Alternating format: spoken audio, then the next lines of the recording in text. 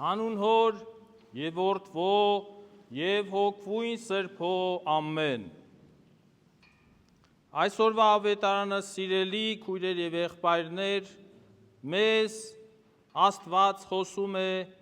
Ղուկաս ավետարանչի 14, 12, 25 համարների մեջ եւ կարդամ։ Իրեն հրավիրողներին էլ ասաց Հիսուս. երբ ճաշ կամ ընթրիք ես տալիս, մի կանչիր ոչ քո բարեկամներին,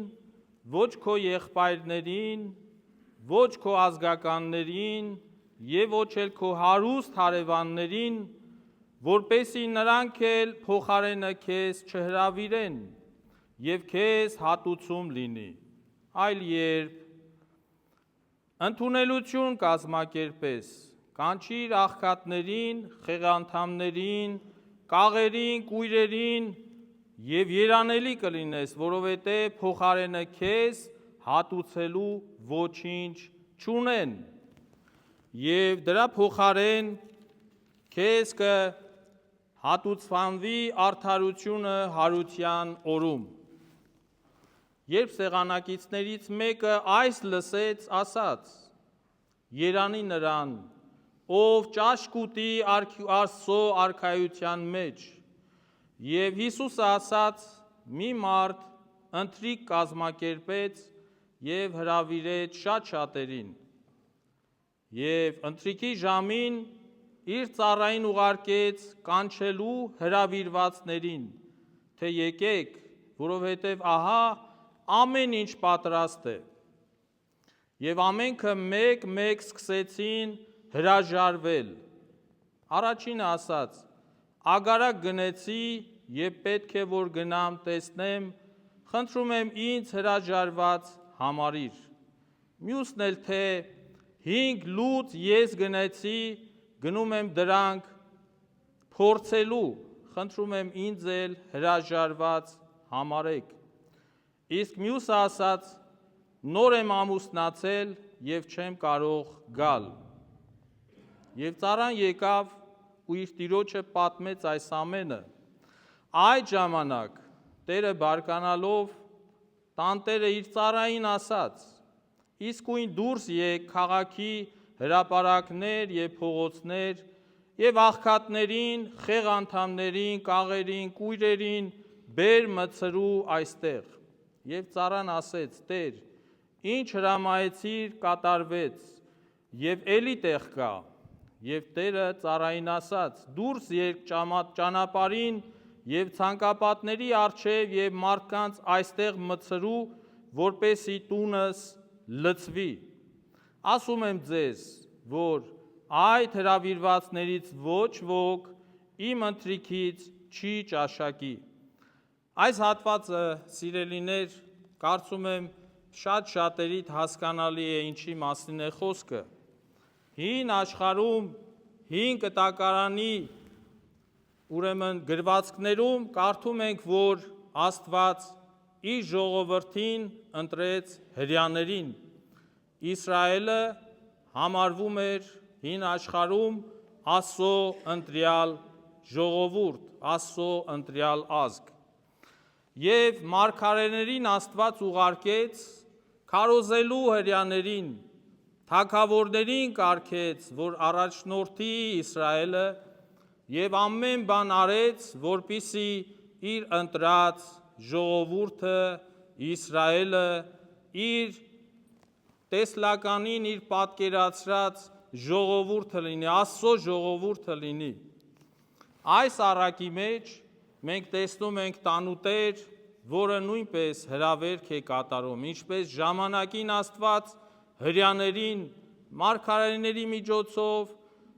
եւ տարբեր մարդկանց միջոցով հրավիրեց, որ նրանք գան Աստծո արքայության մեջ եւ հրեաները համարվում էին, որ եւ համարում էին իրենց Աստծո արքայության մենատեր, բայց Հիսուսով մենք տեսանք, որ Հիսուս Քրիստոսին, Աստծո միածին որդուն նրանք խաչեցին, այսինքն թե չընդունեցին այդ հրավերքը եւ ինչ որ պատճառաբանությունների անհիմն պատճառների շնորհիվ իրենք չընդունեցին Աստծո արքայությունը, այսինքն թե Հիսուս Քրիստոս որպես փրկիչ չընդունեցին եւ նա խաչվեց, մահացավ եւ երրորդ օրը հարություն առավ։ Այս առակի մեկնությունը այս է։ Նաեւ այստեղ խոսվում է մի ուրիշ իմաստի մասին, երբ որ սեղան պատրաստես, մեր Տերը ասում է, երբ որ ինչ-որ բարեգործություն ես ուզում անել, դիցուկ հայ առաքելական եկեղեցին ունի մատաղ մատուցելու սովորություն, կարգ։ Այն մարդը, որը խոստում ունի մատաղանելու, դասական մատուցելու ձևը, մոտեցնում են աղը, իմիջիայլոց մատաղ բառը նշանակում է մատո զաղն, մատուցիր աղը։ Եվ քահանան օրհնում է այդ աղը,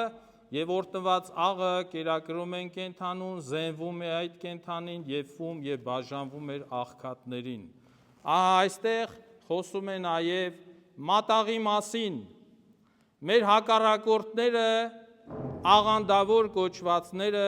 մեզ ասում են, անում են բաներ հայ եկեղեցականները, որը չի բխում Սուրբ Գրքից։ Սուրբ Գրքից բխած ամեն բան կատարում է հայ եկեղեցին իր ծիսակարգում, իր արարողակարգում եւ բխում է Սուրբ Գրքից, հիմքը մեր Սուրբ Գիրքն է։ Այսինքն թե մատաղը հենց բարեգործություն է եւ աղքատների կերակուր, երբ որ մենք մատաղ ենք անում, նույնիսկ մենք էլ չենք կերակրվում, սնվում այդ սեղանից, չենք ուտում այդ միսը, այլ բաժանում ենք չքավորներին, կարիքավորներին, ովքեր դրանց կարիքը ունեն։ Հիմա այստեղ տանուտերը Աստված է։ Հրավիրում է Աստված ամեն կիրակի եւ տոն օրերին եւ ոչ տոն օրերին եւ ոչ նաեւ կիրակի օրերին իր խնջույքին մասնակցելու բոլորին։ Աստված միշտ հրավիրում է քեզ մասնակիցը լինել խնջույքին եւ այստեղ է, որ մեկը իր հետևորդներից ասում է. «Երանի նրան, ով հաց կուտի Աստծո արքայության մեջ, հավերժական փրկության մեջ»։ Հիմա մենք շատ հաճախ ծուլացող ժողովուրդ ենք, շատ հաճախ մեր առաջնային եւ երկրորդային հարցերը խառնվում են իրար։ Առաջնայինը դառնում է վերջնական հարցերը, վերջնական հարցերը դառնում են առաջնային եւ այսպես մենք չկողմնորոշվելով առաջնայինը չտարբերելով երկրորդականից շատ հաճախ կարևորություն ենք տալիս եւ շատ հաճախ այդ ընտրությունից մենք ենք տուժում։ Այստեղ Հիսուս բերում է կարևոր երկրորդական, հինգերորդական եւ հերթականությամբ սովորեցնում է Աստված մեզ սա տարբերել, որն է կյանքում ամենաառաջնայինը կարևորը մեզ համար, որն է ոչ կարևորը, որն է երկրորդականը եւ այլն։ Հիմա Աստված հրավերք էր կատարել։ Հիմա տանուտերը հրավերք էր կատարել շատ մարդկանց եւ պատահական մարդկանց չենք հրավիրում, չէ, երբեմն մեր տուն։ Մենք նստում ենք, մեր ընտանիքի հետ որոշում ենք մեր կազմակերպած խնջույքին, ում հրավիրենք, որ սեղանակիցների հետ նստացնենք իրենց, որ համապատասխան լինեն եւ այլն եւ այլն։ Այստեղ նույնպես տանուտերը հասցեական հրավերքներ էր կատարում, բայց երբ որ եկավ պահը, երբ որ արդեն խնջույքը պիտի սկսեին, ծառային ուղարկեց եւ ասեց ամեն բան պատրաստ է, հրավերքը ընդունեք եւ եկեք։ Եվ մարդիկ տարբեր պատճառաբանություններով, տարբեր անհիմն պատճառներով հրաժարվեցին Աստծո սեղանակիցը լինել, ինչպես որ մենք Կիրակի օրերը շատ տարբեր պատճառաբանություններով, անհիմն պատճառներով, որտեղ կա նաեւ հարգելի բացակայություն, մենք չենք գալիս Աստծո մատուցած հացին եւ մենք չենք գալիս, որովհետեւ մեզ համար ինչն է կարեւոր, ինչ որ ընկերներով գնալ միտեղ, քեֆ ու ուրախություն անել, չգիտեմ ինչեր անել եւ այլն, հերնել անիծած պատարագի, ինչ պատարագ։ Եվ Աստված ասում է, որ իր ծառային, քանի որ հրաժարվեցին, նրանք հավերժական կյանքի մեջ տեղ չունեն։ Հիմա ո՞րն է մեր պատասխանը։ Աստված հրավերք է անում բոլորիս, եւ այս հրավերքի պատասխանը մենք ո՞րն է, ո՞րն է այս հրավերքի պատասխանը, ինչ ենք պատասխանում, ինչպես ենք վարվում Աստծո հրավերքին։ Մատերի արանքով ենք նայում, կարևորը ոչ կարևորից չենք տարանջատում, երկրորդայինը դառնում է կարևոր եւ առաջնային եւ այսպես շարունակ։ Հիմա Աստված միշտ մեզ հրավիրում է իր տուն մասնակից լինելու հավերժական ընթրիքին։ Ուրեմն մեզ Աստված այս կյանքը տվել է շատ սահմանափակ տարիների կտրվածքով։ Ծնվեցիր, ապրեցիր, մի օր գնալու ես։ Ոչ ոք չի մնալու, 1000 տարի չի ապրելու, սահմանավոր է կյանքը։ Սուրբ Մեսրոպ Մաշտոցը ասում է, որ կյանքը նման է 10 տարվա դպրոցի, այսօր 12 տարի է, չէ, 10 տարվա դպրոցի է նման, ինչպես ենք սովորում, ինչ գնահատականներ ենք ստանում, ինչ քննություններ ենք տալիս և վերջում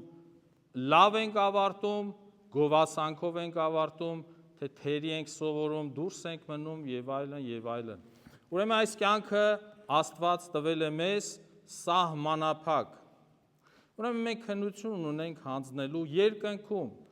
Այդ քննության հանձնաժողովի նախագահն Աստված է։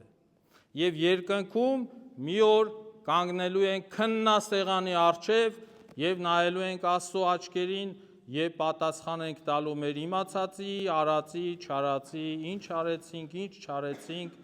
և դրանից հետո է, որ արժանանալու ենք կամ չենք արժանանալու հավերժական Աստծո սեղանին մասնակից լինելու համար։ Ուզում ես փրկվել և Աստծո սեղանակից լինել, այս օրն է այդ օրը։ Աստված մեզ ասելու է, ես հիվանդ էի, դու չեկար, այցի, ես ծարավ էի, դու ինձ ջուր չտվեցիր, քաղցած էի և ինձ հաց չտվեցիր, օգնությանդ կարիքն ունեի և չեկար, ձեռք չմեկնեցիր։ Եվ մենք հարցնելու ենք, ասելու ենք Տեր Աստված, ինչի մասն է խոսքը։ Եվ Աստված մեզ ասելու է, այն հիվանդին, որ պիտի գնայր, չգնացիր, ես էի այնտեղ պառկած, քո կարիքը ունեի։ Չաղոթեցիր ինձ համար, որովհետև ես քո կարիքն ունեի։ Այսինքն Աստված ոչ մի բանի կարիք չունի։ Կարիք ունի միայն մեկ բանի, մեր հավերժական փրկության համար։ Ոչ մի բան Աստված չի խնայում։ Ոչ մի բան չի խնայում։ Մենք խնայում ենք մեր զավակների համար։ Մենք կտրում ենք մեր զավակներից երբեմն, կամա թե ակամա, ստիպված կամ ոչ ստիպված, բայց Աստված ոչ մի բան չի պահում մեզանից, չի թաքցնում մեզանից, բաց է աշխատում մեզ հետ։ Սիրելիներ, կյանքը, քրիստոնեական կյանքը փիլիսոփայություն չէ, տրամաբանություն չէ, հաշվարկ չէ կյանքը։ Կոնկրետ